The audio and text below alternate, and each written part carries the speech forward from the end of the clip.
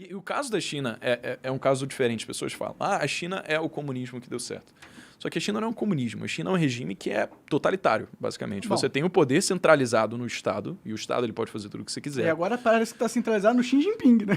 Exatamente, na imagem dele. Só que você tem as zonas econômicas especiais, que são zonas que o próprio Estado ele subsidia, ele abre o mercado para que elas possam ser negociadas em livre mercado. Isso não é comunismo.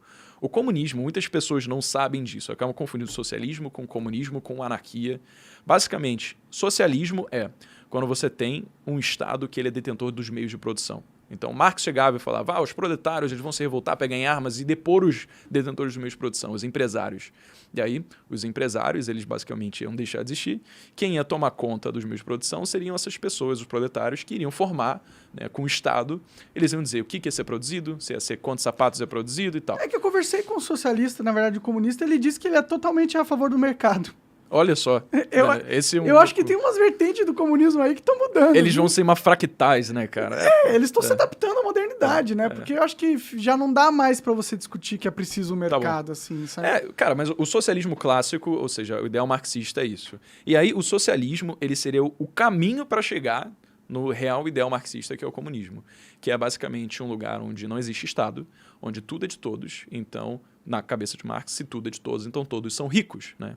Inclusive, esse foi um ideal de Platão, lá de milênios atrás, né? Talvez 400 anos antes de Cristo. E Platão teve um discípulo chamado de Aristóteles. O Aristóteles ele dizia que, Platão, se tudo é de todos, não é que todos vão ser ricos. Quer dizer que algumas pessoas elas vão inevitavelmente ficar inconformadas por estarem produzindo mais do que as outras e elas vão ter só acesso àquilo que as outras têm. Porque se elas produzem muito, então existe um incentivo muito grande do ser humano, ele usufrui muito desses recursos. Mas tem pessoas que produzem muito e outras que produzem pouco, a média sempre vai ser nivelada para baixo. Porque muitas pessoas vão querer consumir muito, mas não é todo mundo que produz muito. Então, acaba que Aristóteles falou, se tudo é de todos, então nada é de ninguém.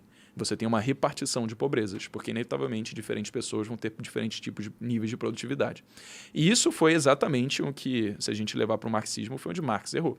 Se você pega, por exemplo, um regime de... Vamos dizer que você vai implementar um regime socialista na escola, você vai fazer uma prova.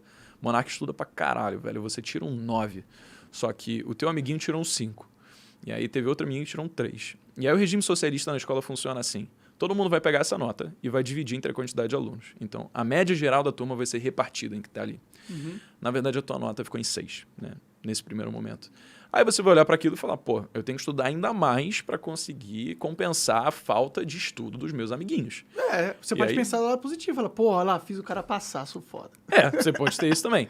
E no primeiro momento isso vai acontecer. Você pode falar, caralho, eu ajudei essa galera, mas eu tenho que ajudar ainda mais, porque senão eu vou ficar com 6 no meu boletim. Eu sei que eu não sou aluno 6. E aí passa para o segundo exame. Ao segundo exame, o que aconteceu? Você quis estudar mais para conseguir tirar melhores notas. Vamos dizer que você tirou. Mas a galera que não estudava, ela ficou muito confortável. Falou, nossa, eu não estudei. Falou, não, e eu consegui... ele tá estudando... eu que estou estudando, no caso. Se eu estou estudando pra caralho, vamos lá, vou deixar o Monark fazer tudo aqui. Eu sei que ele vai dar uma nota boa, vamos esforçar um pouquinho menos, deixa ele se esforçar. Exato, ele vai te compensar, então não vou estudar.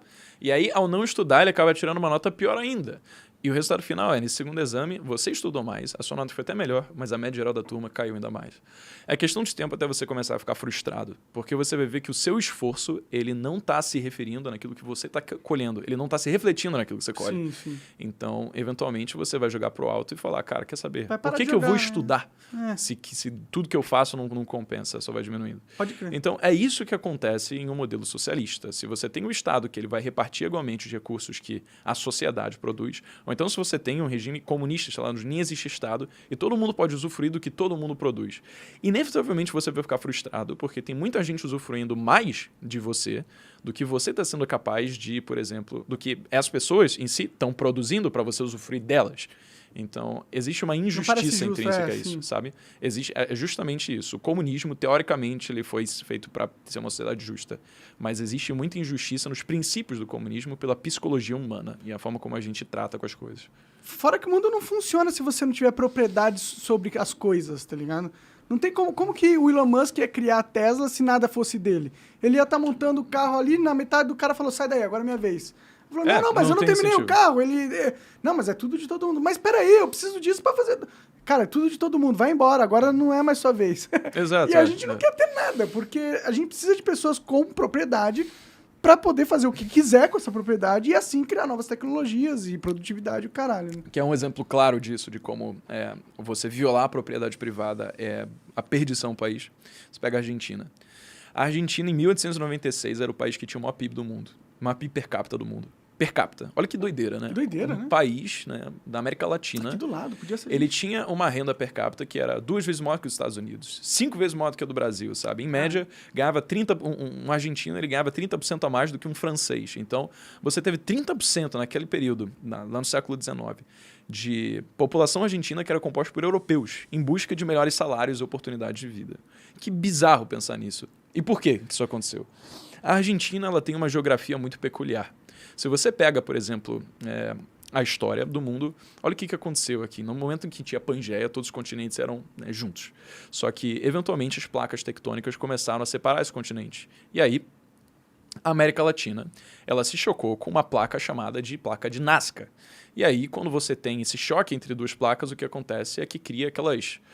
que nem você pegar um tapete e colocar na parede. Você vai criar, sabe, tipo, dobras ali. Sim, sim. E essa dobra é a chamada de Cordilheira dos Andes. Sim. Então, os países que ficaram a oeste dessa Cordilheira dos Andes, então formaram a Argentina, formaram o Brasil, formaram todos os países. Agora, os que ficaram a leste formaram o Chile e o Peru.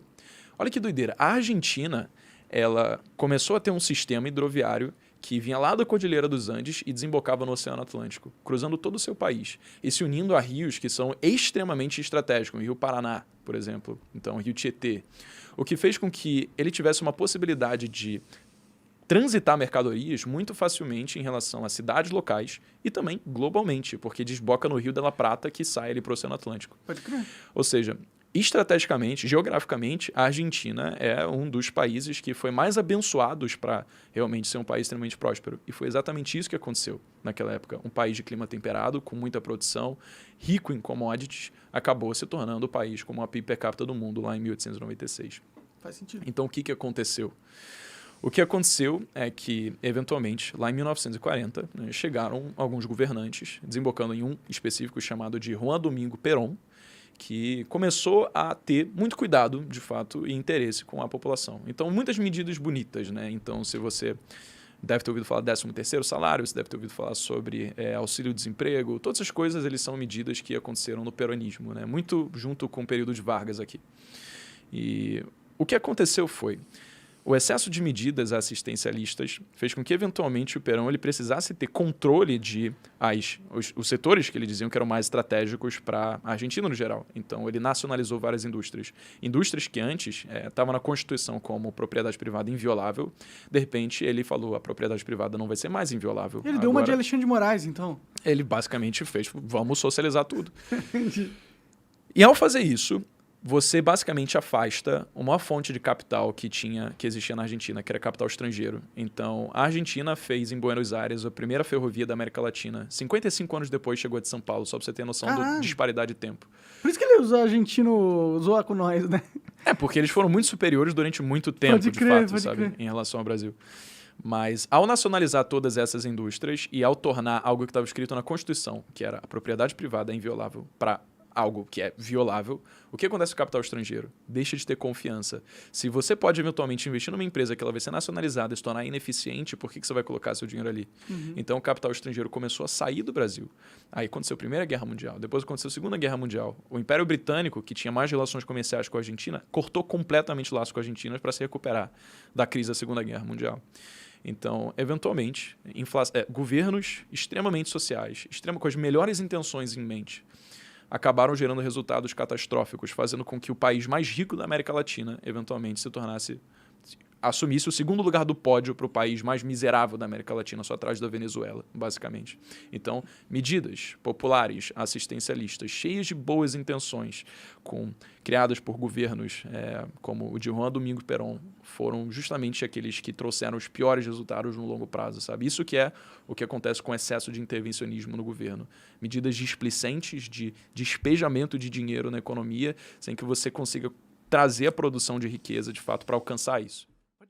Você acaba de assistir um corte do Monarch Talks, agradeço demais, mas se você quiser ver o vídeo na íntegra e acompanhar ao vivo todas as transmissões, você tem que ir lá no rumble.com/monarch para não perder nada. Segue a gente lá.